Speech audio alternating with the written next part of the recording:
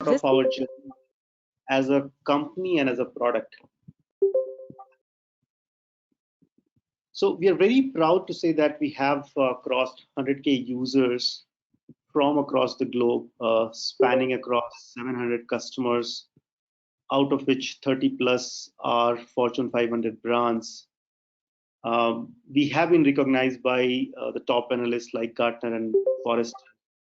We have appeared in multiple reports as one of the key players in mobile app testing space.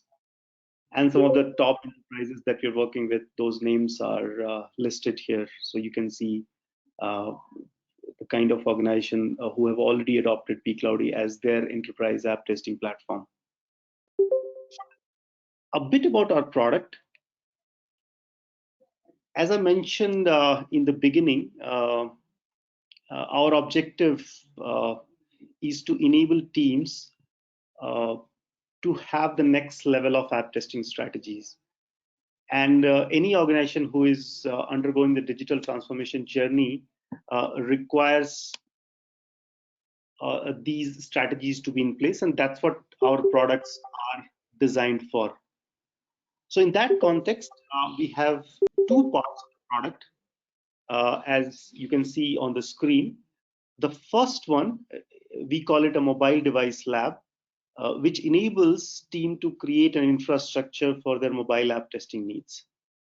And on top of that, the device lab comes with a variety of tools which helps the manual as well as automation teams to have their functional on-device performance and their regression tests done in a very, very seamless way.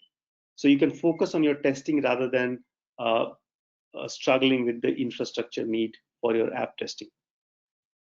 The second part of the product is called the Zero Code Automation Studio, which allows rapid automation creation for mobile applications.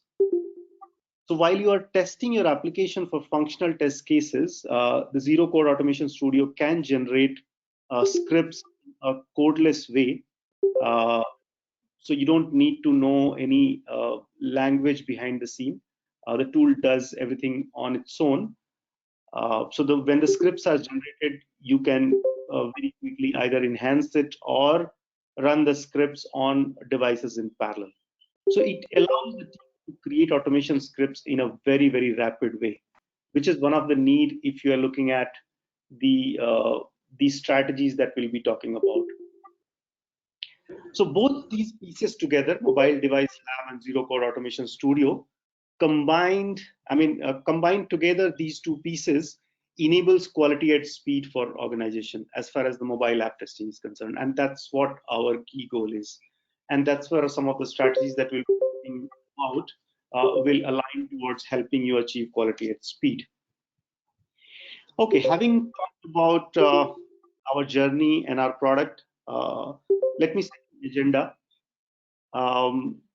So since we are talking about mobile apps here, before we talk about the strategies, it's important that we understand some of the key trends which are there in the market right now. And before we talk about the strategy, I also want to bust some of the myths that exist with respect to apps.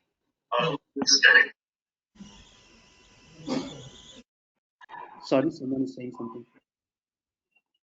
Okay, so and major part of this presentation will be around the journey that the app teams takes, the app teams take through different maturity models, and finally we talk about what should be the vision and what should be the level that we all should look at as far as the app testing is concerned. So with this as a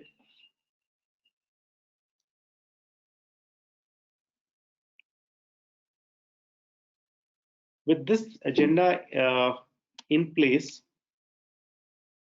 let's start with some of the key trends.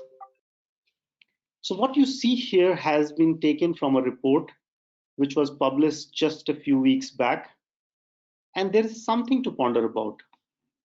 As you can see in the graph, it says that most of the growing base of internet users are mobile only users with no access to PCs. And as you can see, this arrow mark here, from 2019 to 2025, the majority of growth is happening in this green bar, which is for users who are not having any PC access. So these are the growth for mobile only generation. And this is huge. It means tremendous expansion of app and digital content for those next mobile billion users. And this also means huge scope of growth as far as app development and app testing is concerned. So app testing is going to grow for next 5 to 10 years. There's absolutely no doubt about it. Talking about the second key trend, when we talk about the apps, we all are aware that device fragmentation and OS fragmentation issues are making life of app developers and app testers very, very complicated. And as you can see in the first chart, which talks about the growth of smartphone models, it says that the number of models have doubled in last 4 to 5 years. So in each region, you can see the number has doubled.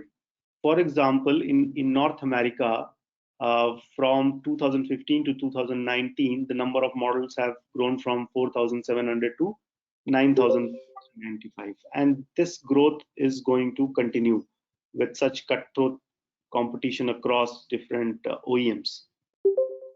So, which means that device fragmentation is going to be there in the market for some time.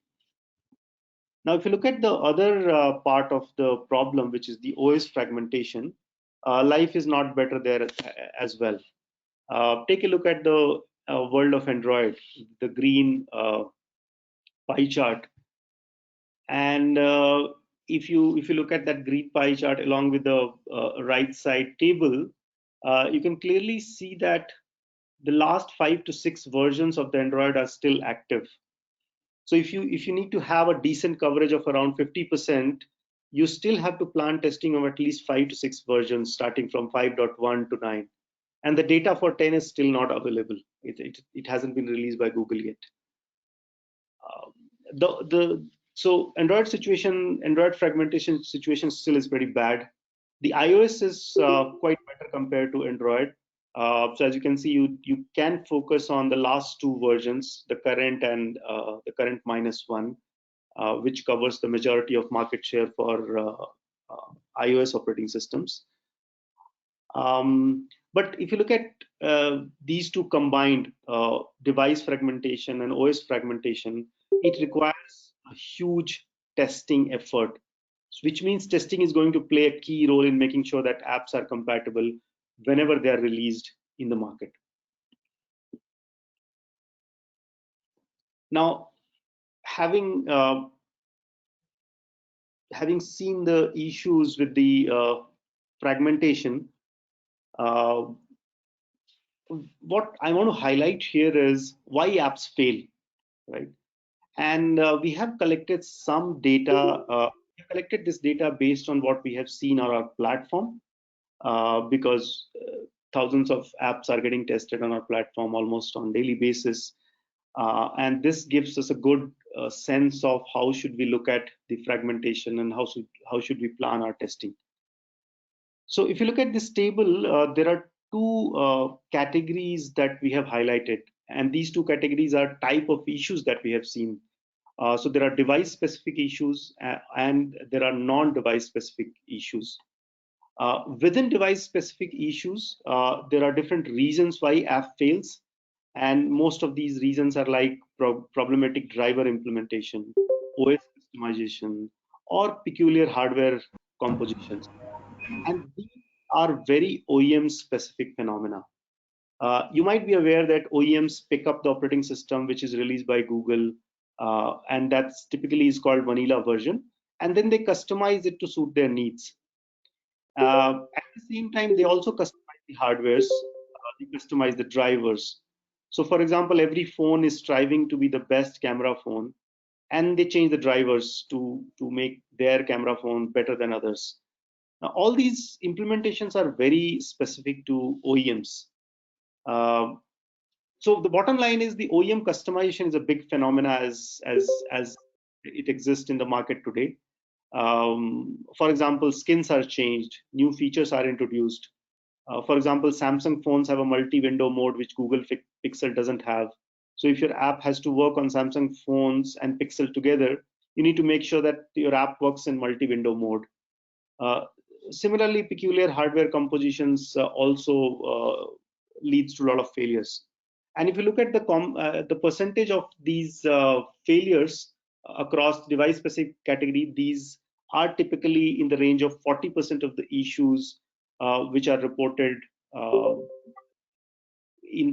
with respect to the app compatibility issues. 40% is pretty big number.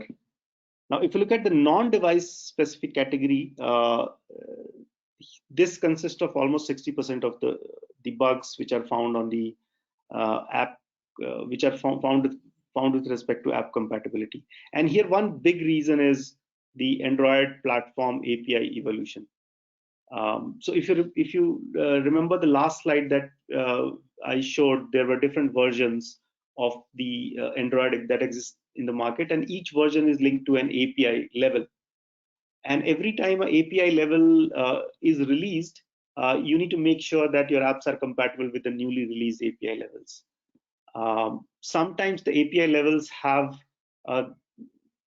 existing bugs. For example, API level 26 came up with an internationalization issue, which broke a lot of applications. Google fixed it later, but till the time it was fixed, those issues occurred in most of the applications which were using those APIs. So API changes leads to a lot of issues with respect to the app compatibility. So if you look at these two combined, you get a sense of you get a sense that the fragmentation across OS as well as OEMs are going to play a big role, and we can't ignore any of these. You can't ignore to test on different operating systems, and you can't ignore to test on different OEM models. So, for example, if your consumers are going to be using Oppo, you have to test it on certain devices which are from Oppo or MI or Samsung's or Huawei, because these different operating system, these different OEMs have done those customizations which can lead to app failures. Okay, now having established the fact that fragmentation is a key issue, one of the questions that I often get is why real devices? Whatever testing that needs to be done, can't we do it on emulators or simulators? And this is one of the myths that I wanted to kind of talk about before we take it to the next discussion point, which is the strategy. Now, as you can see on the screen, there are definitely some benefit with respect to emulators and simulators. For example, emulator and simulators are very easy to set up. They're freely available, so there's no cost involved. It's definitely faster, and when we are using it for automation, it's less flaky. But the bottom line is, we just now saw that in the previous table, 40% of the app compatibility issues are OEM specific bugs, and those kind of bugs cannot be caught on an emulator, because emulators are typically having the vanilla versions of the operating systems or the hardware configurations released by OEMs. So customizations done by OEMs are typically not available on these emulators. And on top of that, there are no real networks, so you can't find issues which are related to resource consumptions and things like that. So, I mean, to summarize it, emulators or simulators can be used to do some basic functional tests like some UI issues. It is quite helpful in the development stage, where developers are quickly deploying the app and they want to see how it works. But when it comes to real testing, what we have seen is real devices are the answers, because they are the real production environment. So why do you want to test anywhere else? And one of the advantages that we have with mobile application is you can get those real production-like environments to test it. Unlike other applications like web or other enterprise applications, it's very difficult to get a very production-like environment. But in case of mobile app, you have the access of the production-like environment. So why do you want to test twice, once on emulators and then on real devices? So that's one of the kind of one of the analysis that we see, that testing directly on the real device has its own advantage in long term. In short term, it can look like it can slow down the speed or it has cost involved, but in long term, real devices are the answer, because these are the real production environment. You have surety of result. Of course, there are cost issues. How many devices can you buy? How many devices can you keep in your inventory? How can you get latest devices whenever it's in the market? But that's where platform like pCloudy comes into play. And platform like pCloudy also helps you reduce the flakiness that happens during automation runs when it comes to physical devices. Great. Now, we are not just saying it because we are into that business of providing real devices for testing. This is how some of the trendsetters in the industry have adopted this strategy. So if you look at the Facebook story, I'm sure many of you would be knowing about it. Facebook has created its own mobile device lab of more than 2,000 real devices. So the image that you see is from their data center, where they have set up almost 2,000 real devices. And this allows them to do rapid release at a massive scale. They don't do any testing on emulators or simulator. Every change that happens on the device gets tested in real time in a completely automated way on these real devices. So they truly practice continuous testing, and that's why they have invested so much in a lab like this with so many devices. And that's one of the reasons why they are able to serve billions of customers while making changes so frequently in their applications. So this is what the trendsetters in the industry like Facebook or Netflix do. So you can take a clue from this and start thinking about implementing some of the practices that they do within your app testing strategies as well, and some of it which we'll be talking about as we move forward. Great. So now we are here talking about the real crux of our agenda today. So what I'm going to do is, before we reach the final level of maturity that we want to talk about, I have broken down the levels into 3 milestones. The third one is the final one. Well, first 2 are the typical journey that we have seen organizations take before they reach the final milestones. So I'm going to explain each of the milestones or levels, whatever you want to call it, one by one, and then we'll reach the final one, which we call it level 3. So that's what I'm calling it, journey of app testing. Okay, so to begin with, what we see and what you see on the screen is the typical scenario when we talk to most of the organizations. And though we are in 2020, unfortunately, this is still a prevalent scenario that we see in app team. So if you look at the representation here, what we are trying to depict is app teams have certain physical labs, maybe 10, 15 devices, which they have procured, and these devices are lying in their labs. These devices are then assigned to different users using a register. It could be physical or it could be a web register.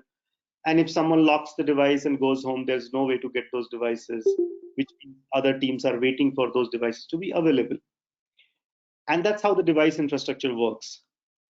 During the release, most of the new feature testing happens in a manual way. There are automation scripts in place with tools like Appium, and which are typically UI-based automation scripts. And the coverage is less than 50%. What we have seen typically is 30 to 40% of coverage for regression suites, which are run in a whenever there is a change that happens, the automation team starts running the regression scripts, while the manual team starts doing the feature testing. And using this approach, the teams are able to release the changes once in a few weeks. That's a typical scenario we see in most of the organizations that we go and meet. Now, if I just try to, and this is what we call it stage one, the beginning. And if I try to map this across different parameters, for example, let's say if you're looking at auditing where you are across different parameters, this is how it will look like if I do it as a consultant. So which means the device infrastructure is used in a local physical way. The app handover to developer from developers to QA is either through mails or some internal repository links. The new feature testing happens in a manual way. Regression testing is primarily UI automation with coverage of less than 50%. Automation trigger is manual, which means there is no CI in place as yet. The scale of automation is pretty minimal. There is no parallelism as far as the automation is concerned. Teams are able to run on multiple devices sequentially. So they connect a device to their local system through USB hubs and run on one device, and then sequentially run it on a second set of devices. So that's the scale of automation is pretty limited. Testing on production is not generally doesn't happen. And test analytics is pretty basic, which is manual reporting, which means at the end of the testing, be it manual or automated, you fill certain Excel sheets to generate app compatibility reports or build-to-build comparison reports, and then present it to the senior or higher management. So that's typically the stage which we call it the beginning. Now, a lot of teams move from this stage to the next stage, and we'll see what are the changes that they do as part of the next level of maturity. And that's what we call it stage two, a midway. So in this stage, as you can see, some of the changes are kind of depicted in this diagram. So one big change is the team starts feeling that the devices that they have in the physical lab is not enough. So they look at some of the external cloud offerings to augment their current physical lab. So the lab becomes a combination of their internal as well as external on-demand lab. So that's one of the change that happens when the organizations move to the next level of maturity. The new feature testing is still manual, but the automation, the state of automation improves significantly in this state. And one of the change that the team starts looking at is implementing some kind of automation pyramid, which means they augment the UI automation with something like API automation. So while the scope of or the coverage of UI automation increases close to 70%, it's also augmented by API automation. So API automation can be run much faster than a UI automation, and it gives a pretty good result of what are the if the major functionalities are breaking somewhere. So which can be run more frequently than UI automation in a much more faster way. So combining automation pyramid approach, the testing can be much faster. One other change is the ability to run automation in a scheduled way through some CI tools like Jenkins or any other CI system. And this finally leads to increase in release frequency. So what we have seen is typically they're able to release once in a week or maybe multiple times in a week. And since they have API automation and a CI system in place, they can also start doing production sanity as well for their synthetic monitoring kind of exercise. Now, if you just try to link it with the parameters that we see in stage one, so device infrastructure now is a combination of local physical lab and use of external cloud. The app handover again improves from a manual way to either using a CI system or app distribution platforms like TestFlight. The new feature testing is still manual, but regression testing coverage increases, and it's augmented by the API automation as well. The automation trigger is through CI system. Test analytics is still manual, but scale of automation, there is a parallelism in place. So I'll just go back to the previous slide.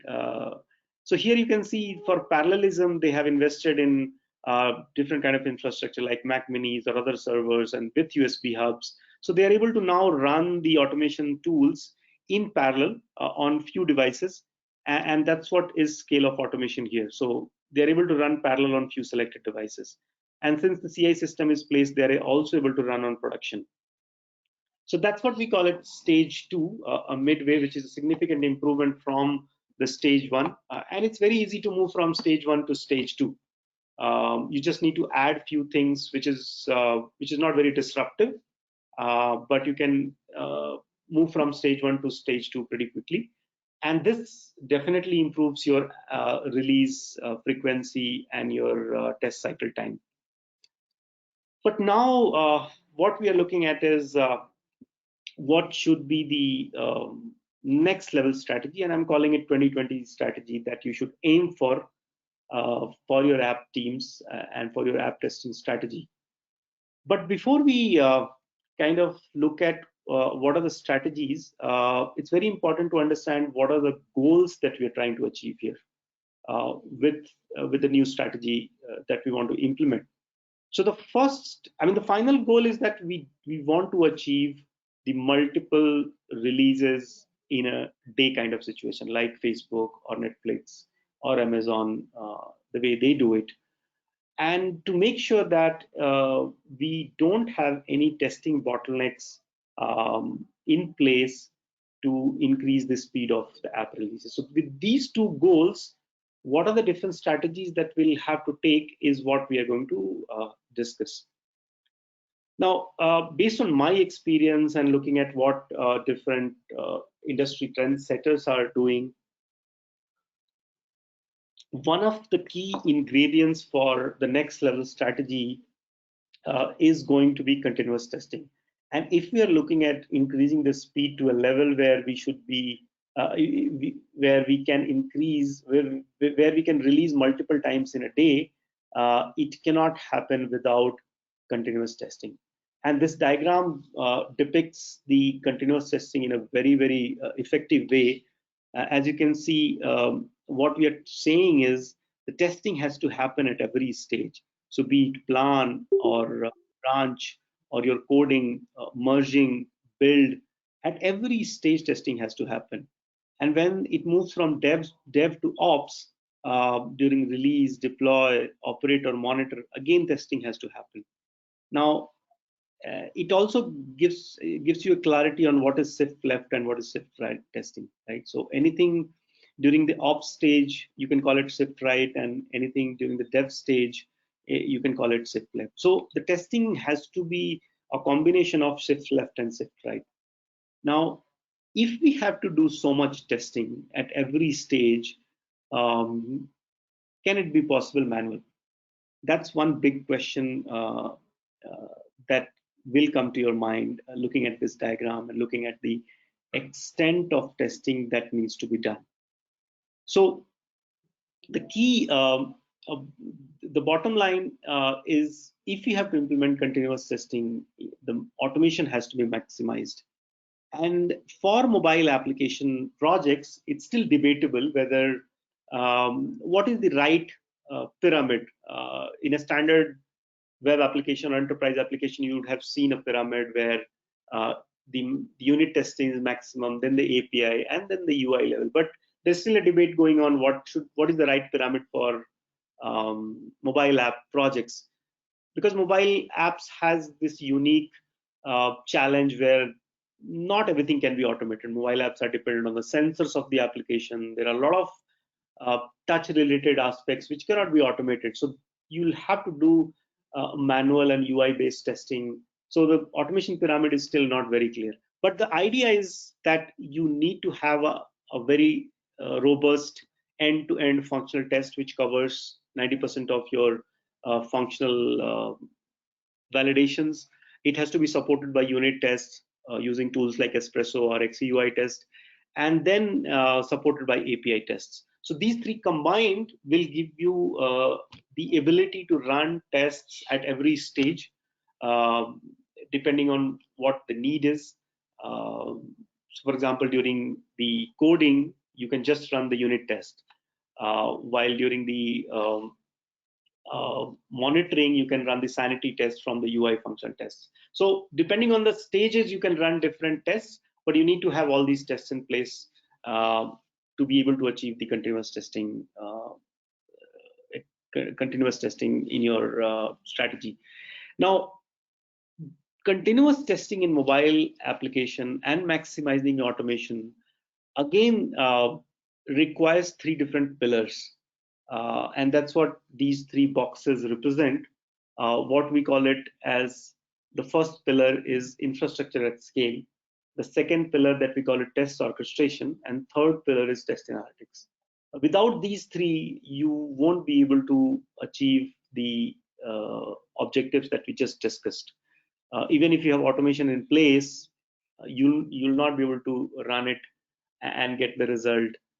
Even if you're running it, how do you debug quickly and then find out the issues and change the scripts? So those are certain challenges you need to plan to mitigate before you look to maximize your automation.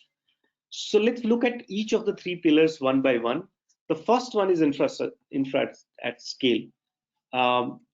So organizations typically, as we saw in stage 1 and stage 2, they start with physical device lab and they start doing parallelism on few devices. But those are baby steps, right? You can run on 5 devices, 10 devices using a local lab. But if you want to run a large scale test on 50, 100 devices, that's not possible with an infrastructure that you try to create locally. I mean, of course, if you're a Facebook, you can invest that much money and that much effort to create a local infrastructure, but it's quite challenging. And that's where a solution like pCloudy comes into play, where it allows you to take a leap where you are able to run on 50, 100 devices in parallel without worrying about creating the infrastructure or managing that infrastructure.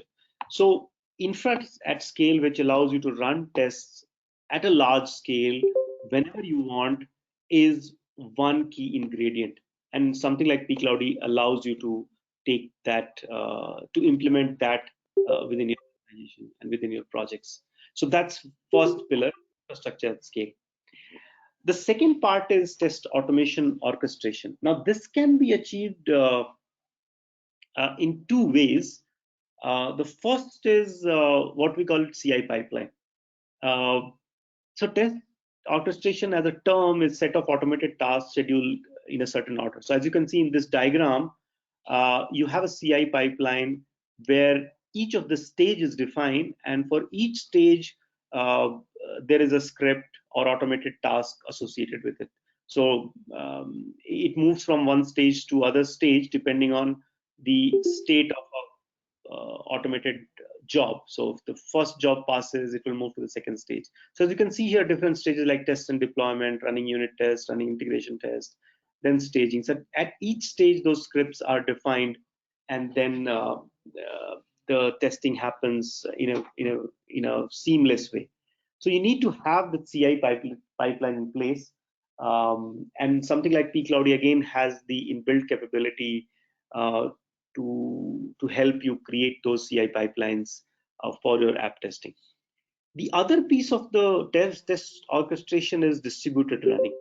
Now, one of the challenge that you might have seen is, let's say, if you have a very large scale test, for example, let's say you have 500 tests, which you want to run it on 50 devices. So one way is that run all 500 tests on all 50 devices, which definitely is a strategy, but that's quite time consuming. And in a continuous testing environment where you have to run each stage, it's not possible to run all the tests on all devices all the time. So you should be able to run the tests in a way that you are achieving a good coverage in a much faster time. That's where something like an orchestrator comes into place. So in that case, the orchestration takes care of distributing the test across different devices. So instead of running all 500 tests on all 500 all devices, it will distribute, let's say, 50 tests on each devices or 10 tests on each 50 devices. So that's how you would be able to reduce the time significantly, and still over a period of time you achieve the coverage across different devices. Now, building an orchestrator can be a big challenge. The orchestrator will lie between your Appium or any other framework that you would have developed and the device infrastructure. While something like pCloudy provides that layer by default, where it will allow you to schedule tests across different devices in a distributed way. So CI pipeline and the distributed running allows the test orchestration for you to be able to achieve a faster run within your continuous testing environment. And lastly, the third pillar, which is test analytics. Now, what happens is when you're running large-scale test runs, one big challenge is how do you quickly analyze the issues and understand those failures so that you can quickly make the changes within your script. That's where test analytics comes into play. Let's say you are running a test and you need something where you can monitor the run in a real-time mode. So, for example, here you can see there is a test run which is going on, and it says that there are 15 tasks, one completed, one error, and one fail. And if you just drill down to this report, it then further tells you which are the tests which are completed, which are the tests which are passed, which are the tests which are still running, and which are the tests which is already failed, which are giving error. So all these tests are categorized into different category, and you can focus on only the failed rather than looking at all the test cases. And at the same time, you're not waiting for your test execution to complete. So as and when the tests are running, you are getting this result in real time. You can monitor the dashboard and start looking at where the issues are. And the beauty of it is that if you further drill down, you can look at a specific test case, which is, let's say, failed, and then look at why it failed. And it gives you the details at the test case level in terms of the, for example, all the logs, the JSON file, the specific screenshots of that step, specific video of that step, specific logs of that step. So the idea of this kind of test analytics is that you're not waiting for the test to get complete before you take some action. While the test is running, you'll be able to see whether there is a failure, which is a script failure or an application failure, and you should be able to report it. And that's where you would be able to ready for your next run rather than waiting for test to get complete and then the changes and take further action. So with this, I think what we have reached is what should be the level that we should be expecting and we should be targeting. So we saw these parameters with respect to stage 1 and stage 2. Now we can look at what should we target for stage 3. So as far as the device infrastructure is concerned, initially in stage 1, it was local physical lab, which then improved to a combination of local physical and use of external cloud. In stage 3, if you're looking at automation at scale, it has to be cloud-based. Now, it can be an internal cloud set up within premise. It can be an external cloud in form of a private cloud or a public cloud. That could be a choice depending on the organization. But you can't run on physical devices by plugging into your systems. It has to be a cloud infrastructure, either in-house or external. Now, app handover has to happen through CI pipeline. Now, new feature testing here cannot be purely manual. Manual has to be supported by in-sprint automation. And that's where I think tools like Zero Code Automation Studio, which allows rapid automation within the sprint, can be quite useful. That while you are testing your new features, you can parallelly create the script so that for the next sprint, your those features are already part of your regression cycle. Regression testing has to be more than 90%. automation trigger is not just CI, it has to be part of CI pipeline, as we talked about the test orchestration piece. And test analytics is automated, as we saw just now, that these dashboards and reports and analytics we should be able to draw in a completely automated way.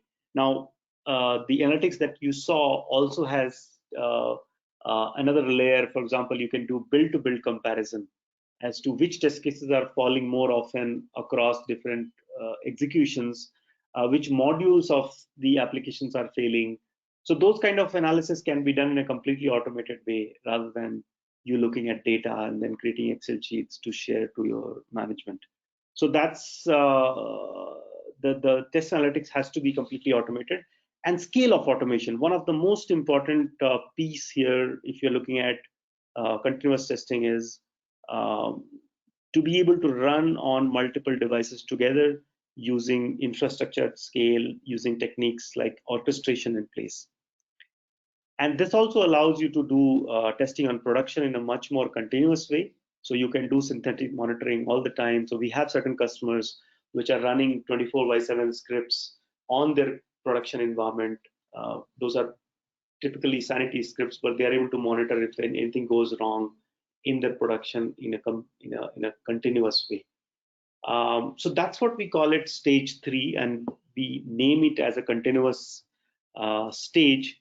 So everything is moving from manual to automated in a way that you are able to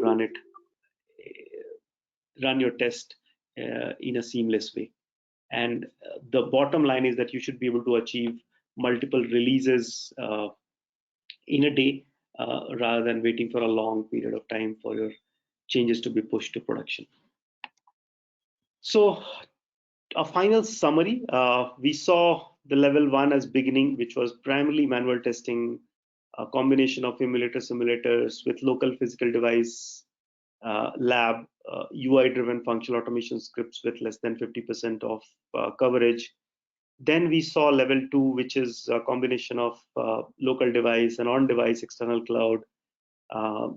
There was automation infrastructure in place for parallel runs, but only on few devices, a partial CI/CD implementation. So moving from level 1 to level 2 is not that big a challenge, but moving from level 2 to level 3, which is where we are targeting a continuous testing, is where a big effort is required, a big push is required. And here we are talking about using automation at scale, using internal and external clouds, full-fledged CI/CD pipeline implementation, and adoption of automation pyramid for continuous testing. So as you move forward in this journey, I think you should look at implementing continuous testing practices that we talked about today, specifically focused on the mobile app testing strategies, and hope you have been able to take back something from this session. Thanks so much for your time. If you have any question, please feel free to share. We'll be more than happy to share, and I'll be more than happy to answer. If I'm not able to answer, we'll try to answer you. We'll try to answer one through your emails. Thank you so much for your patience.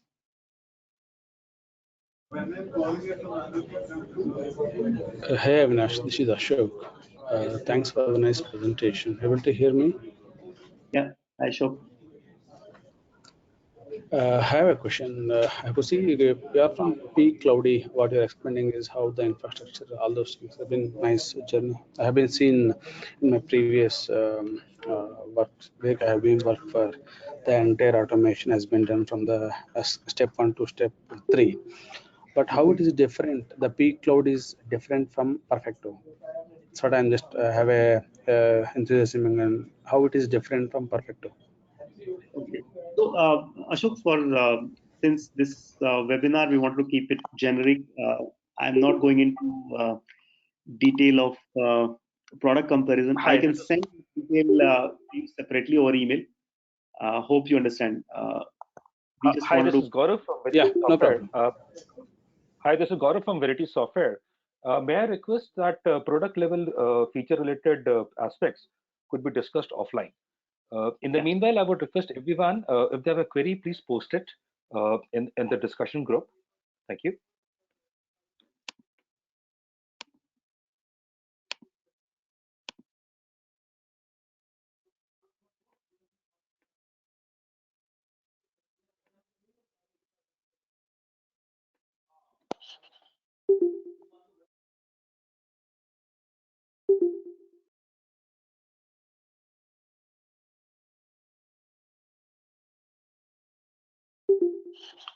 All right, this is Gaurav. Looks like we do not have any further questions. I'll be sharing the contact information of Avinash. But before that, uh, thank you, Avinash, for the presentation. We thank all the attendees for your participation in the webinar, and I'm sure the presentation has been very helpful. We shall also be sharing the presentation with you for your reference shortly. If you have any questions, you can write to us. I'll share the email ID in the next screen. Thank you again for your time and have a wonderful day ahead. Thank you. I'll be sharing my screen now.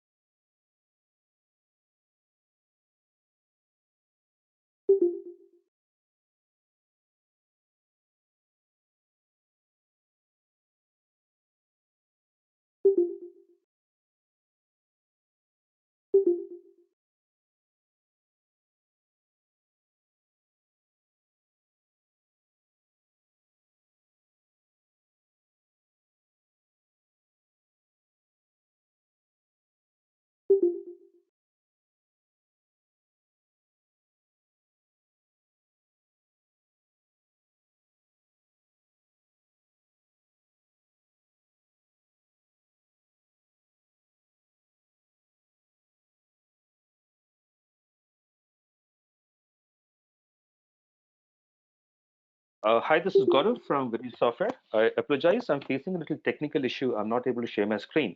Nevertheless, I will speak out the contact email ID and the contact numbers.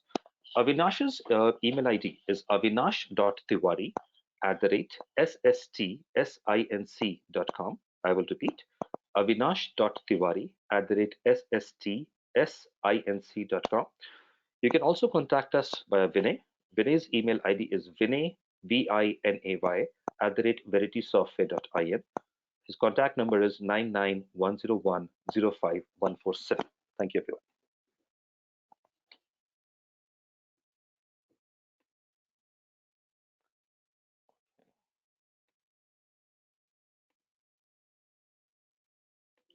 Right. All right. This should be our email ID. Thank you.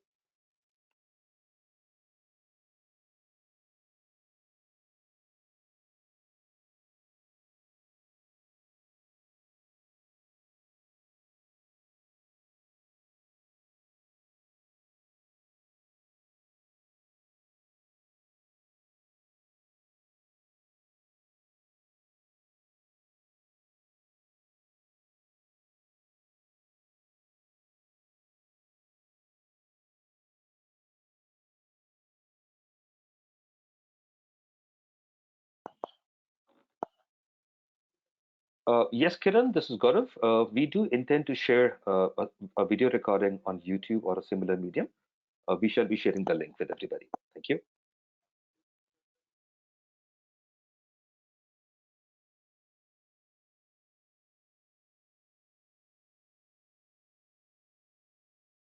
Avinash, this is Gaurav. We do have a question from Prem. He's specifically asking, could you please share some of the real-time test setup environments? If you're on the call, could you assist him, or maybe probably we can, interact over email as well.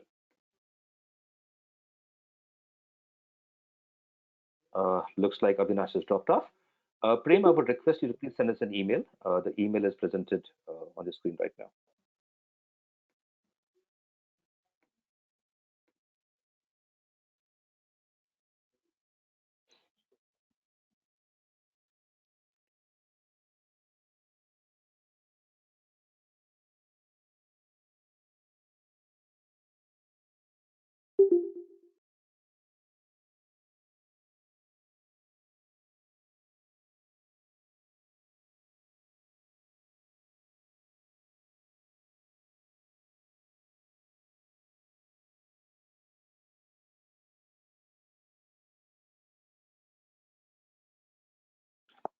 All right, I'm signing off, guys. Thank you very much. See you next time.